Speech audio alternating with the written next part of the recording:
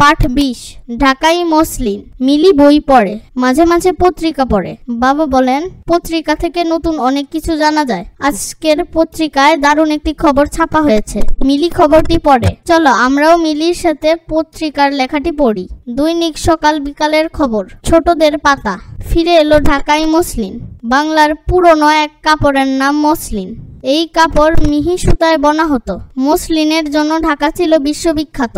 Muslin খুব স্বচ্ছ এবং সূক্ষ্ম কাপড়। মসলিন শাড়ি আংটির ভেতর দিয়ে অনায়াসে গলানো যেত। মসলিন কাপড়ের সুতো তৈরি হতো ফুটি তুলা থেকে। চরকা কেটে তুলা থেকে সুতা বানানো হতো। তাঁতিরা মিহি সুতা তাতে বনে মসলিন কাপড় তৈরি করতেন। মসলিন তৈরির জন্য বিখ্যাত ছিল ঢাকার সোনারগাঁও অঞ্চল। শীতলক্ষ্যা নদীর পানি ও বাতাস ছিল মসলিন তৈরির উপযোগী। আরব, ইরান, চীন থেকে বণিকরা আসতেন মসলিন কিনতে। এক সময়ে কাপড়ের বাজার দখল করে নেয় কারখানার কাপড়। প্রতিযোগিতায় টিকতে না পেরে হারিয়ে যায় মসলিন। মজার ব্যাপার হলো আবারও ফিরে এসেছে মসলিন। গবেষক ও বিজ্ঞানীরা মিলে তৈরি করেছেন নতুন মসলিন। মসলিন আমাদের ঐতিহ্য। মিহি, সরু ও সূক্ষ্ম, বিশ্ববিখ্যাত। দুনিয়া জুড়ে সুনাম আছে এমন। স্বচ্ছ, পরিষ্কার, নির্মল, গলানো, প্রবেশ করানো। ছয়েচ্ছ, চ যোগ ছ, কচ্ছপ, স্বচ্ছ, সূক্ষ্ম। ক্ষিয় যোগ ম, অর্থাৎ ক যোগ মূর্ধন্য যোগ ম, সূক্ষ্ম। লক্ষ্মী, ক্ষিয়। ক যোগ মূর্ধন্য লক্ষ্য, শীতলক্ষ।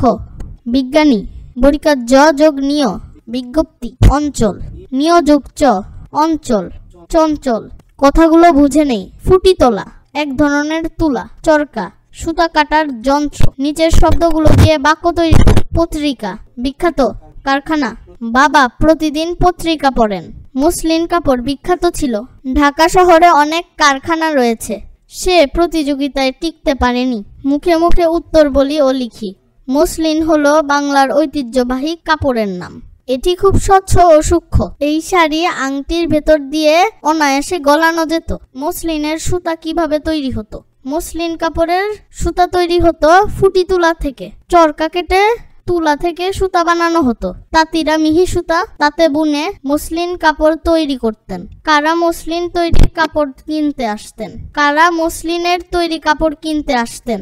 আরব, ইরান, চীন থেকে বণিকরা মসলিনের তৈরি কাপড় কিনতে আসতেন। মসলিন কেন হারিয়ে গেল? কারখানার কাপড়ের সঙ্গে প্রতিযোগিতায় টিকতে না পেরে মসলিন কাপড় হারিয়ে গেল।